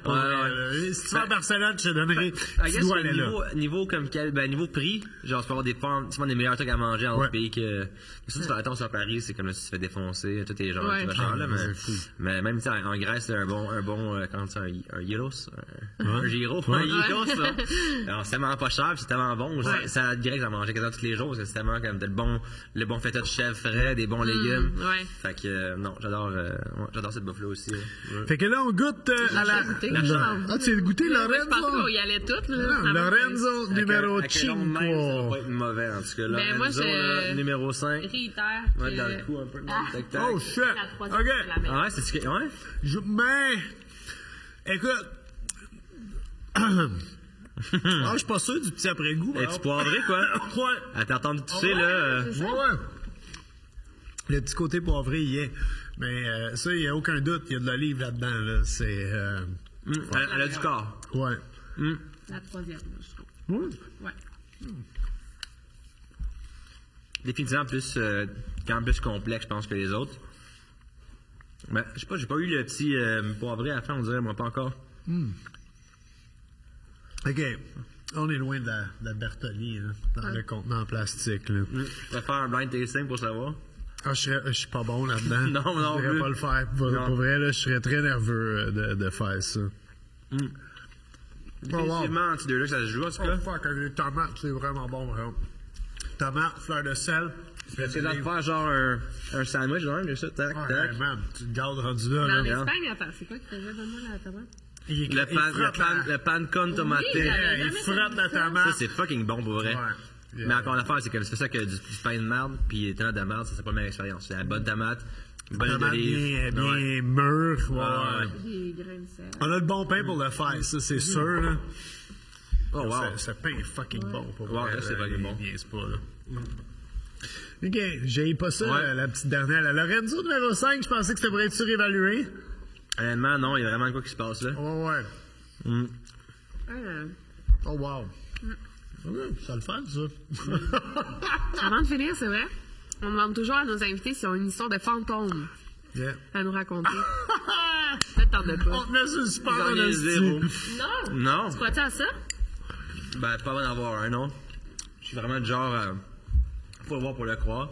OK. Est-ce que je crois qu'il y a des aliens, mettons, peut-être, mais... Je crois pas. Aucun fantôme dans aucun resto que tu as travaillé, aucun resto hanté? Non, j'ai jamais eu le feeling d'avoir genre une présence ou d'avoir vu quelque chose ou... Moi qui étais sûre que mon concept, tout le monde avait une histoire de fantôme. Mais... C'est vrai? Ouais, mais non, pas tout le C'est monde. 2 en 4. Ouais. Ouais, c'est pas super. 2 en 4, c'est quand même une bonne... Fait Doudou, Denis, au dernier podcast, il n'avait une pas pire. Ouais. Son histoire. Ouais. Il y a ça, il y a peut-être plus de véhicules aussi que de fantômes. Là. Ouais. Mais je pense que je m'en serais rappelé. Non, j'ai pas d'histoire de fantômes qui m'ont marqué. Pas grave. Regarde-moi pas. Il est genre, c'est ton idée, c'est ta question. C'est ton idée, man. Avec la réponse plate maintenant. Ouais. Non, mais c'était bon, les huiles d'olive, c'était une bonne idée. Ouais. Moi, pour vrai, c'était une bonne petite. Ben, c'est un petit snack de PM que j'aime bien. Un petit vino blanco, petite huile d'olive, petit pain. C'est comme ça qu'on profite de la vie. Ça paraît qu'on avait un cuisinier avec nous autres aujourd'hui parce que c'est dans le temps, notre plus long podcast, je crois, en nombre de minutes. Quand on parle de bouffe, on va pas le temps passer. Man, Laurent, un esti de plaisir pour vrai te rencontrer. En vrai, on a jasé beaucoup via les réseaux sociaux, en DM, mais c'est la première fois. On s'était croisés on s'est vu couple de fois sur la rue. Ouais, sur la rue, salon du livre. Oui, absolument. Donc, ton livre est toujours fin. Oui. On rentre dans toute bonne librairie. D'ailleurs aussi, là, la version anglaise s'en vient. Nice! Un peu, ça a été très bonne idée. Plus long que j'aurais voulu. J'aurais voulu faire un double lunch en même temps en version anglaise. Ça se peut quasiment pas. Là, Non, c'est ça. Puis là, ça sort avec l'édition Robert Rose à Toronto. Il va être distribué partout aux États-Unis puis dans le reste. Fait que j'ai vraiment hâte parce que honnêtement, c'est quand même une question qui vient le plus souvent là, dans mes commentaires, c'est quand la version anglaise. Fait que j'ai comme peur que le hype ait droppé un peu entre un an, mais non, il y a encore une grosse demande, fait que j'ai vraiment hâte de... C'est tout traduit déjà, ils vont juste envoyer sur printer, fait que... De toute façon, on souhaite bonne chance pour tes projets. Absolument, allez voir ce gars-là, Laurent Dagenet, Instagram, TikTok. Laurent.Dagenet, c'est pas te tromper. Et voilà. La bombe. Merci. Merci d'avoir reçu. Merci. C'est vraiment plaisir. Yes. J'ai mangé une autre tomate. Elles sont bonnes. Elles sont bonnes pour vrai,